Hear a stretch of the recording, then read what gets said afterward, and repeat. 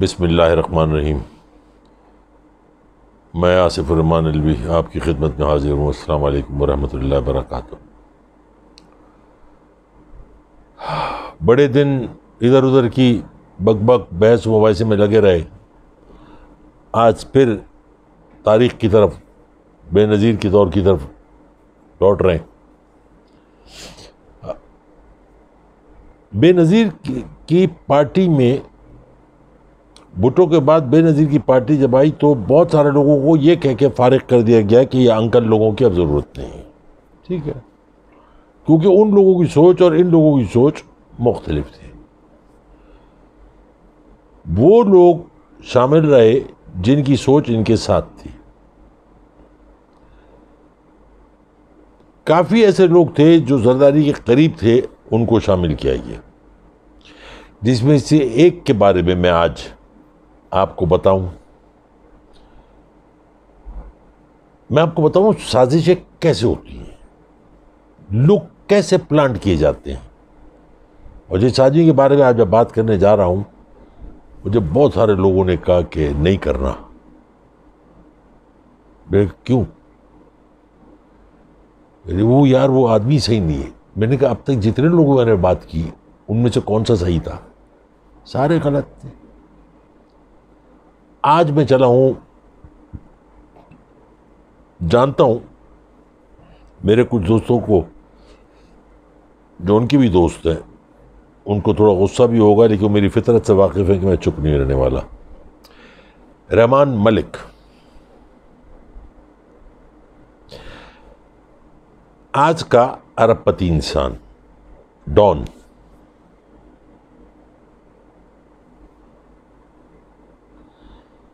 اس کے لیے بائیں ہاتھ کا کام ہے کسی کو مروا دینا، اٹھوا دینا۔ اس لیے میں نے سوچا کہ اگر اتنا تکڑا آدمی ہے کہ اس کے لیے بائیں ہاتھ کا کام ہے، کیوں نہ اس سے شروع کیا جائے۔ باقی بہت سارے ہیں، طویل لسٹ ہے۔ تو آئیے چلتے ہیں جنرل ضیاء الحق کے دور میں، 81 سے۔ رحمان ملک اس وقت کیا تھا؟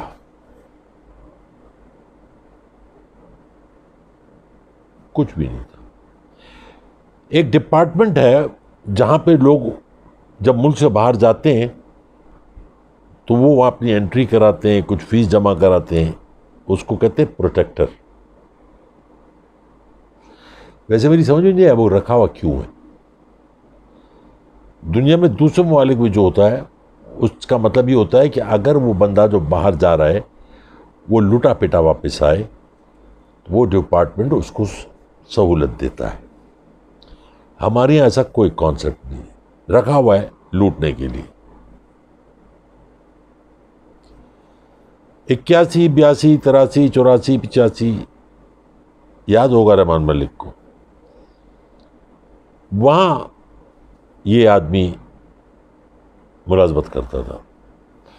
اس کے جو باس تھے ڈی جی کریم اقبال، نہایت ہی شریف، بہت ہی شریف انسان تھا، جس کے بارے میں نہیں، ساری دنیا قسم کھا سکتی ہے کہ وہ نہایت نفیس اور شریف انسان تھا۔ اور یہ اتنا شاطر تھا، جانتا تھا کہ ان کے ہوتے ہوئے کوئی غلط کام نہیں ہو سکتا۔ ان کے قریب ہو گیا، اتنا قریب ہو گیا کہ انہوں نے اس شخص کو لاوارث سمجھ کیا کہ بیچارہ ماٹھا ہے، رہنے کی جگہ انہوں نے اپنے گھر میں اس کو کمرہ رہنے کے لیے دے دیا، محمد علی سوسائٹی۔ اس نے اپنے ڈپارٹمنٹ کے لوگوں کو میں یہ ظاہر کیا کہ یہ ڈی جی کے اتنا قریب ہے کہ ذرا سی کو بات کی تو کھٹیا کھڑی کرا دے گا۔ لوگ ڈر گئے کہ وہ سخت آدمی تھے، اصولوں کے۔ لیجیے جناب، جو آج کا ارب پتی آدمی ہے، کھرب پتی آدمی ہے، جس کا لندن میں بہت بڑا گھر بھی ہے اور بھی بہت ساری پراپرٹیز ہیں، آہستہ آہستہ بتاؤں گا، وہ اس گھر کی بات کر رہا ہوں جس گھر میں بیٹھ کے NRO سائن ہوا تھا۔ چلیں ابھی تو فی الحال اس دور کی بات کریں۔ نیچے والوں کو آرڈر تھا کہ ہر پاسپورٹ کے ساتھ 30 روپے، رحمان ملک صاحب 30 rupees, to be very precise, 30 روپے ہر پاسپورٹ کے ساتھ لگا کے دینا، سائن اور اسٹمپ لگانے کی، ورنہ وہ اس پہ سائن اور اسٹمپ نہیں لگے گا، سادگی کا کام نہیں ہوگا. تو 30 روپے روز فی پاسپورٹ رحمان ملک لیتا تھا.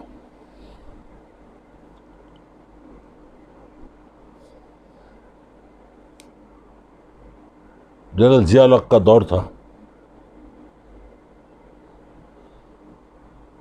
ہر فیلڈ میں، ہر معاشرے میں، ہر جگہ، پوری دنیا میں ایک حساب کتاب ہے.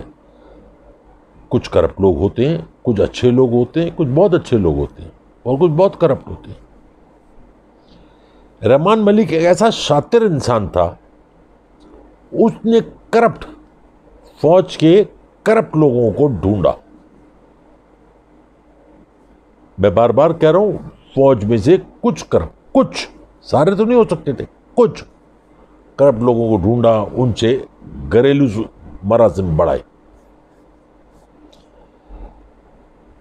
بڑھائے، فیملی ریلیشن ہوا ان کے ساتھ، شام کو کارڈز کھیلنا، جان پوچھ کے ہار جانا، یہ سلسلہ چلتا رہا. پھر اس کے بعد جب ان فوجی افسران کی بیویاں دبئی یا کئی بار جاتی تھیں تو یہ ان سے رابطہ کرتے تھا، بھابھی کہاں ہیں، کدھر ہیں، بتاتی تھی ہم فلاں ہوٹل میں. نہیں آپ میرے ہوتے ہو، فلاں ہوٹل میں کیسے رہ سکتے ہیں، وہ میرا آدمی آ رہا ہے فلاں 5 اسٹار ہوٹل میں آپ کو لے کے جائے گا، ہمارا یہ جتنی شاپنگ کرنی ہے، جتنا کچھ کرنا ہے، وہ سب میرے کھاتے میں.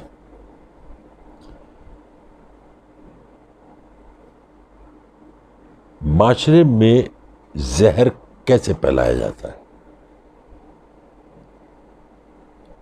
وہ پھر یہ کرتا تھا. اور یوں اس کا لنک بڑھتا چلا گیا. حادثہ ہوا، اب آپ یوں کیلکولیٹ کر لیجئے کہ فی پاسپورٹ 30 روپے، دن میں کتنے پاسپورٹ ہوتے ہوں گے، ہفتے میں کتنے ہوتے ہوں گے، مہینے میں کتنے ہوتے ہوں گے، سال میں کتنے ہوں گے. یہ ٹھیک ٹھاک پیسہ ہوتا ہے، اور زمانے میں 30 روپے کی ویلیو بھی تھی. خیر اس کا لنک بڑھتا گیا، یہ اپنی جڑیں مضبوط کرتا گیا. بے نظیر کا دور آ گیا.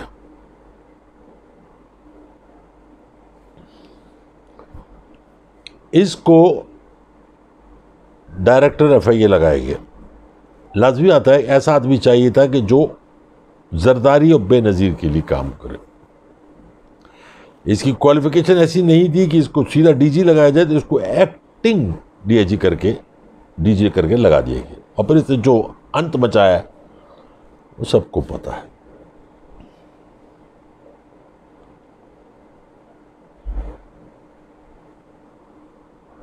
لوگوں کو اٹھوانا، بند کروانا، ان سے ڈاکومنٹ میں سائن کروانا، یہ سارے کمال رحمان ملک کے تھے. اور آپ دیکھ رہا ہوں کہ آج کل بھی وہ کافی ان ہے.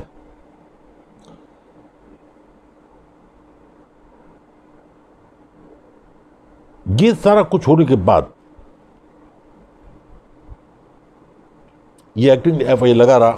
پھر یہ پیپلز پارٹی کا دور، پھر یہ اتنی حد تک آگے بڑھا کہ مشرف کے بھی قریب ہو گیا، مطلب مشرف کے بہت قریب ہو گیا.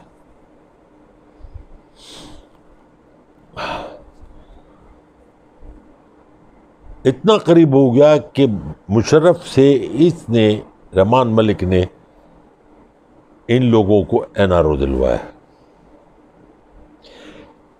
میں یہ باتیں اس لیے بتا رہا ہوں کہ میں چاہتا ہوں کہ میری ملک کی عدلیہ سنے، میں چاہتا ہوں میرے ملک کی افواج پاکستان وہ سنیں، میں چاہتا ہوں کہ میرے ملک کی جو ایجنسیاں ہیں وہ سنیں، کیونکہ آگے جو میں بتانے لگا ہوں شاید عقل پہ کوئی بات کوئی عقل میں آئے.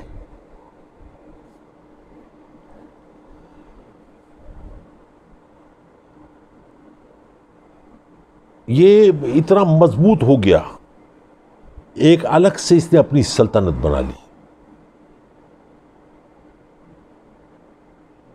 آپ دیکھیں کہ جس کو بھی ضرورت پڑتی تھی ایم کیو ایم سے رابطہ کرنے کی اور ایم کیو ایم سے بات کرنے کی تو رحمان ملک ہوتا تھا.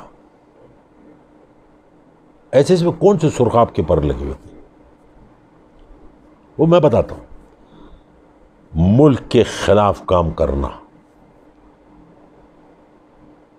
الطاف حسین کے ساتھ مل کے ملک کی جڑیں کھودنا، جو پیپلز پارٹی، بے نظیر اور نواز شریف کا مین مقصد تھا.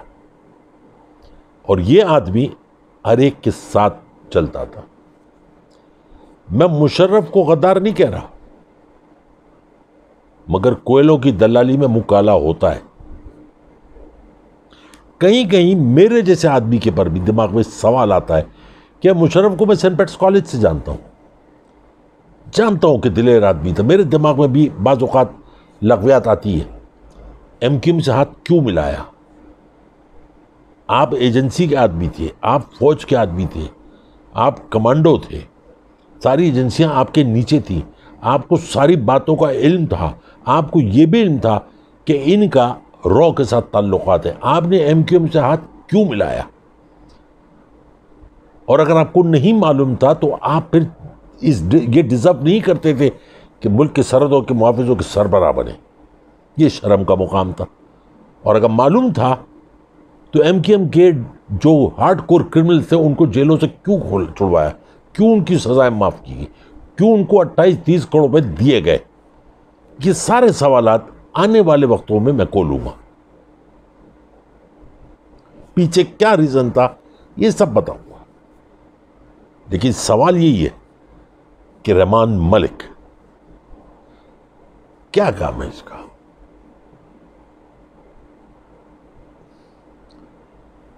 یہ جو نجی محفلیں ہوتی ہیں نا، یہ بڑی کام کی جگہ ہوتی ہے. یہ آپ کو ایسی ایسی باتیں بتا دیتی ہے کہ وہ ہر آدمی سر میں ہوتا ہے، نشے میں ہوتا ہے، کوئی بوتل کے نشے میں ہوتا ہے، کوئی عورت کے نشے میں ہوتا ہے، کوئی پیسے کے نشے میں ہوتا ہے، تو وہ اس وقت 7ویں آسمان پہ ہوتا ہے اور وہ بولتا ہے.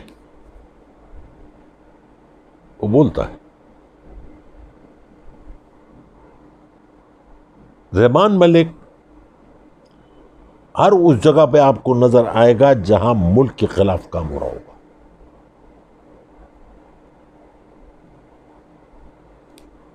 میرا کام ہے بتانا. آگے ایجنسیاں کچھ کرتی ہیں نہیں کرتی ہیں، عدالتیں کیا کرتی ہیں نہیں کرتی ہیں، وہ ان کا کام ہے.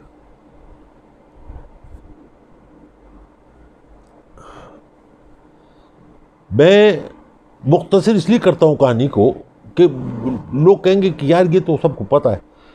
میں پھر آپ سے آگے بڑھ کے بات کرتا ہوں. میں کہتا ہوں کہ اس حد تک یہ خطرناک انسان کے لیے، انفارمیٹو کے لیے، یا اتنا ریسورسفل کہہ لیجئے کہ وہ جو پیسے باہر جا رہے تھے آیان علی کے ساتھ، میرے یا آپ کے پیسے تھے، لیکن اس وقت وہ رحمان ملک کے پیسے تھے یا زرداری کے پیسے تھے.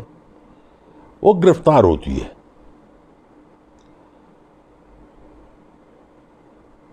یہ شخص رحمان ملک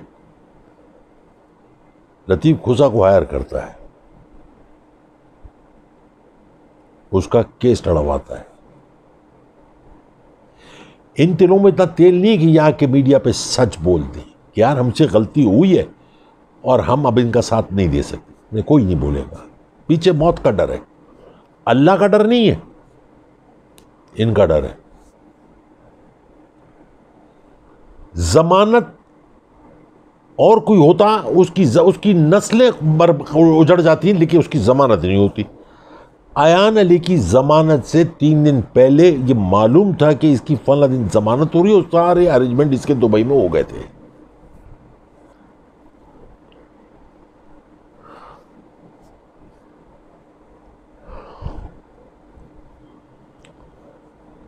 پتہ نہیں، میں تو اس قابل نہیں ہوں کہ میں جا کے برج خلیفہ میں کبھی جا کے میں چائے پی لوں. لیکن ایان علی کو برج خلیفہ میں فلیٹ دینا کچھ تو وجہ ہوگی نا. اتنی کوئی خوبصورت تو تھی نہیں. میں نے تو اس کو بہت قریب سے دیکھا ہے اور کئی دفعہ دیکھا ہے, اور کس حال میں دیکھا ہے وہ میں یہاں بیان نہیں کر سکتا.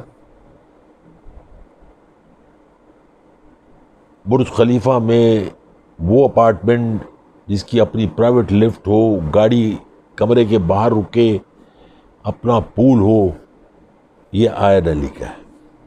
خیر, وہ گرفتار ہوتی ہے. مجھے ایک زمانے میں یاد پڑتا ہے کہ کسی بندے سے ملنا تھا جیل میں. مجھے اس شخص سے ملنے کے لیے اجازت لینے میں 4.5 مہینے لگ گئے. اب میں عدلیہ سے سوال کرتا ہوں, ایجنسیوں سے سوال کرتا ہوں.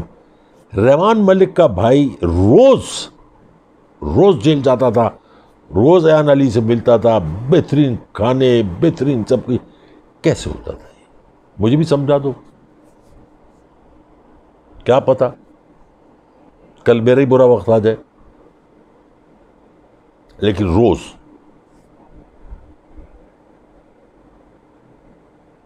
جو اس کو اندر رہنے کے لیے حساب کتاب تھا, وہ پھر کیا کہا جائے کہ کیا ہمارے ملک میں یہ منصفین دیکھتے ہیں کہ کون کیسے رہ رہا ہے؟ کیا ہماری عدالتوں منصفین کو پتا ہے کہ وہ جو قاتل لڑکا ہے کراچی میں جس نے ایک بچے کو مارا تھا, جتوئی لڑکا جو ہے, پتہ نہیں کیا نام منوج کا, وہ کیسے رہ رہا ہے جیل میں؟ پیسہ اور تعلق ہر دور میں یہ ہوا. لیکن سوال میرا یہ ہے کہ یہ کیسے ہوتا ہے؟ 3 دن پہلے کیسے پتہ چل جاتا؟ بس وہ کنفرم تھا کہ وہ اس کی ضمانت ہوئے گی. پھر عوام کو دکھانے کے لیے ایک پروسیجر ہے. عوام کو دکھانے کے لیے اس کو کئی دفعہ ایئرپورٹ پہ روکا گیا, واپس آ کے. یہ سب پلانٹڈ ہوتا ہے. جس دن اس کو جانا تھا اس دن پہلے سے دبئی ایئرپورٹ پہ لوگ اس کو لینے کے لیے کھڑے تھے. ان کو پتا تھا کہ آج نہیں روکی جائے گی. سوال یہ ہے کہ وہ $5 لاکھ کس کے کام آئے؟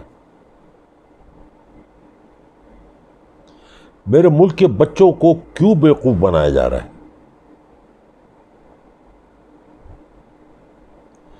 میری قوم کے لوگوں کو کیوں دھوکہ دیا جا رہا ہے؟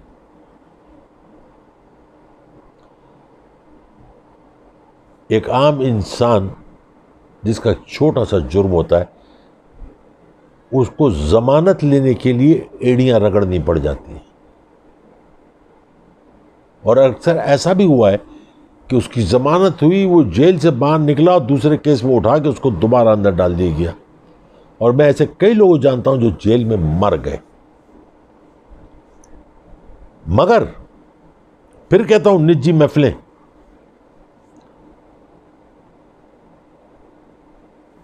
شہباز شریف کے لیے کورٹ کھولنا ہے, ابھی تھوڑی دیر میں کھل جائے گا.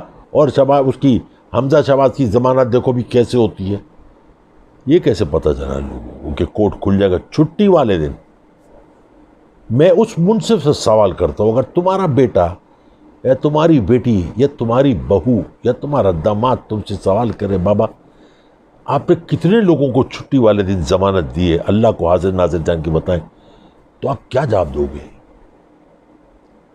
کیا کہو گے؟ کیسے کہو گے؟ مگر یہ سچ ہے.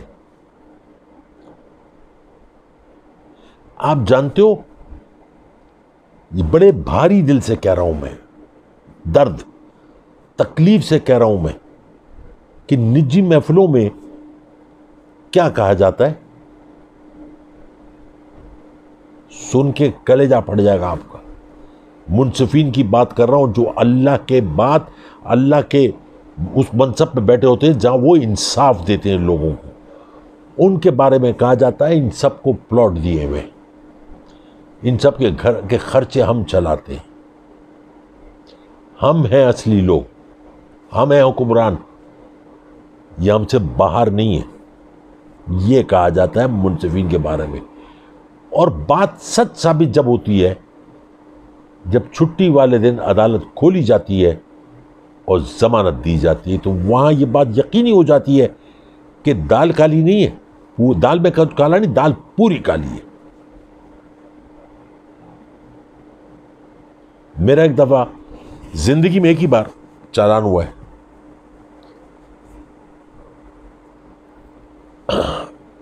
میں نے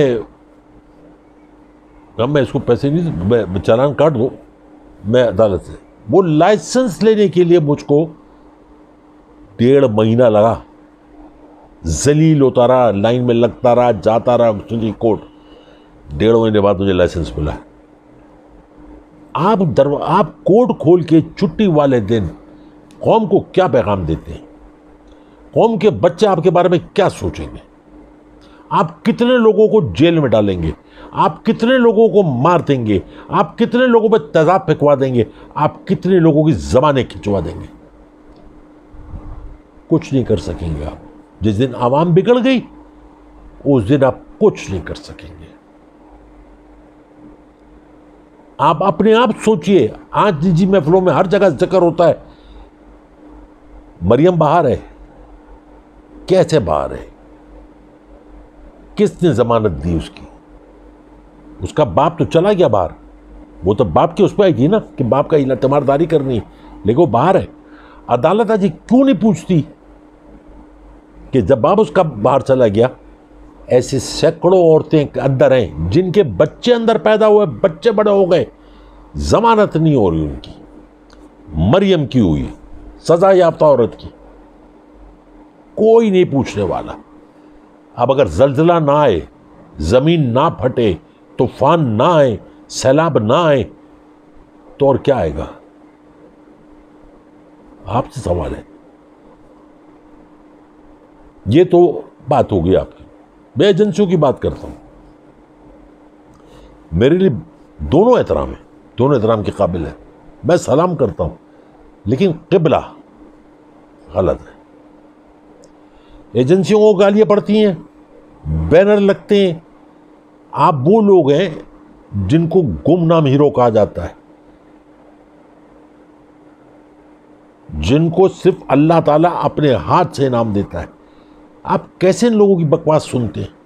کیوں نہیں صفائی کرتے اس ملک کی؟ کب کریں گے؟ جب معاشرہ پورا برباد ہو جائے گا، ختم ہو جائے گا، اس وقت آپ صفائی کریں گے تاکہ سول وار ہو۔ اس وقت سول وار ہوگی۔ آپ کسی کیا ہیروئن کا اڈا بند کرنے کے لیے جائیں گے تو 3000 لوگ وہاں کھڑے ہوں گے جن کی ہیروئن وہاں سے چلتی ہے، جن کو پینے کو ملتی ہے۔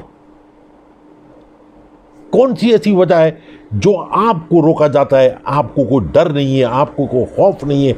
آپ کیوں نہیں لوگوں کے منہ بند کرتے، ان کے منہ کو تالے ڈالتے کہ جو بکواس کرتے ہیں ٹی وی پہ بیٹھ کے اور ہر جگہ بیٹھ کے اور اخباروں میں اور ہر جگہ بیٹھ کے آپ کی توہین کرتے ہیں؟ دنیا میں آپ کا مقام ہے، جس اللہ نے آپ کو مقام دیا، آپ اپنے ساتھ ساتھ اس اللہ کا نام بھی خراب کرا رہے ہیں۔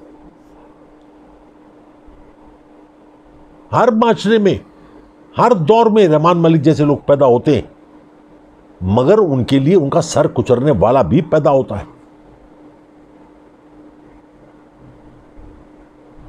میں اپنا کام روز کر رہا ہوں، کرتا رہوں گا جب تک میری زندگی لکھی ہوئی ہے، لیکن آپ کب کریں گے؟ کون سی ایسی چیز ہے جو آپ کو روکتی ہے؟ کیا وہی چیز ہے جو یہ نجی محفلوں میں کہتے ہیں؟ اگر ایسا ہے تو میں معافی چاہتا ہوں، پھر آپ کی عزت کوئی نہیں کرے گا۔ اور اگر ایسا ہے نہیں تو آپ اپنی عزت خود کریں، ان کے منہ بند کریں۔ جو بچے پیچھے بڑے ہو رہے ہیں ان کو پتا ہو کہ یہ وہ فوج ہماری ہے، وہ ہماری ایجنسی ہیں جن کے بغیر ہم ادھورے ہیں۔ یہ سوچ ہونی چاہیے۔ میں ایک دنیا میں بڑا گھوما پھرا، مگر میں نے اپنے ملک کے خلاف، اپنی فوج کے خلاف، اپنے لوگوں کے خلاف ایک بات نہیں سنی، انجام کو نہیں دیکھا کہ انجام کیا ہوگا۔ میں لڑا، مجھے چوٹ بھی لگی، میں نے سامنے والے کو مارا بھی، اور میں اندر بھی ہوا، جس پہ مجھے فخر ہے۔ ان چوروں کی طرح نہیں جو اربوں خربوں کا فراڈ کر کے جاتے ہیں اور پھر جاتے ہوئے 2 انگلیاں اٹھاتے ہوئے جاتا ہے۔ لعنت تو ایسی زندگی پر ان کو فالج بھی نہیں ہوتا۔ میں اپنی عدلیہ سے ہاتھ جوڑ کے مؤدبانہ انداز میں اپنی ایجنسیوں سے اپنے وقار کے ساتھ ساتھ اپنی قوم کا وقار بڑھائیے. یہ جو بچے آپ کے پیچھے ہیں، یہ ہمارے بچے جو ہیں، یہ آپ کی طرف حسرت بھری نگاہوں سے دیکھتے ہیں. ہر فیصلے کو بیٹھ کے اسکول کالج کہیں بھی ہوں، گھر پہ ٹی وی پر نظر ہوتی ہے کہ کیا فیصلہ آنے والا ہے. اگر یہاں کا قانون، اگر دنیاوی کتاب آپ کو روکتی ہے تو قرآن کھول لیں. اللہ کی کتاب آپ کے ہاتھ کھلے کرتی ہے. آپ اس ہاتھ سے چابک اٹھائیں، تلوار اٹھائیں، اس کی ضرورت نہیں ہے. آپ کا قلم آپ کی تلوار ہے، آپ کا قلم آپ کی چابک ہے. آپ کا فیصلہ آپ وہ کریں جس سے آنے والی نسل کہیں کہ ہمارے یہ جو جج تھے، ہمارے جو منصفین تھے، یہ ہمارا وقار تھے. میں ایجنسی والوں سے بھی کہتا ہوں، بہت دیر ہوگی، ابھی بھی وقت ہے. آپ کے ساتھی شہید ہو چکے ہیں بہت سارے. گھر سے نکلے تھے ہنستے ہوئے، کافن میں بند ہو کے واپس آئے. آپ کو ان کی قسم ہے. اب آپ ان لوگوں کا منہ بند کرنا شروع کر دیں. میں یہ جاری رکھوں گا ایک دو دن. بہت کچھ بتانا ہے، سمجھانا ہے. میں اپنے بچوں سے بات کہوں گا. ضروری نہیں ہے کہ میں روؤں اور آپ میری بات کو سنیں اور سمجھیں. یہ بھی ضروری نہیں ہے کہ آپ میری بات پہ عمل کر لیں. آپ کی زندگی ہے. میں ان لوگوں میں سے نہیں ہوں کہ تمہیں یہ کرنا ہے، نہیں کرو. زندگی آپ کی ہے.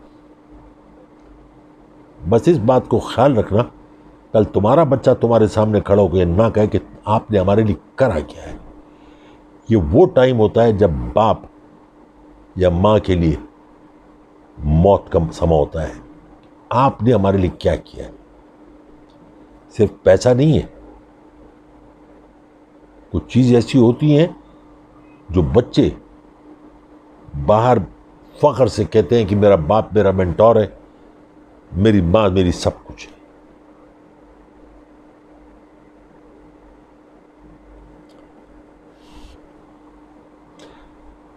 جب ماں کا ذکر آتا ہے میں تھوڑا ایموشنل ہو جاتا ہوں.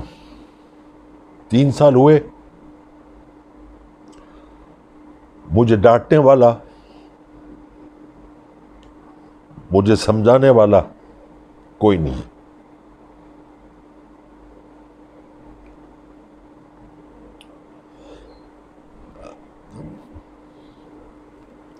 اپنا بہت خیال رکھیں، اپنی دعا میں یاد رکھیں. السلام علیکم.